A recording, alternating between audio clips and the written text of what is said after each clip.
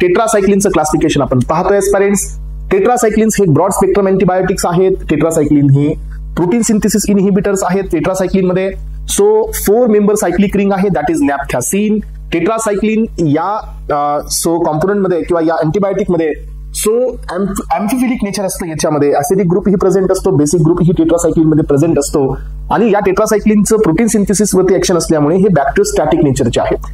मग आता आपण याच टेट्रासायक्लिन्सची जर मेकॅनिझम पाहिली तर हे 30S रायबोसोमल युनिट वरती काम करतात आणि they will inhibit the binding of the tRNA to the A site, म्हणून हे प्रोटीन सिंथेसिस इनहिबिटर्स आहेत पेरेंट्स. सो याचं क्लासिफिकेशन पहा.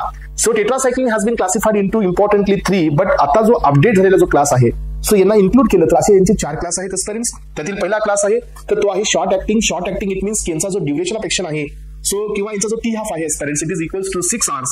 याच्यामध्ये एक्झाम्पल मी तुमच्या समोर इथं दिलेले आहेत. एक्झाम्पल मध्ये पहिले एक्झाम्पल आहे ते म्हणजे टेट्रासायक्लिन, सेकंड एक्झाम्पल आहे टेट्रासायक्लिन आणि थर्ड एक्झाम्पल आहे ऑक्सी टेट्रासायक्लिन.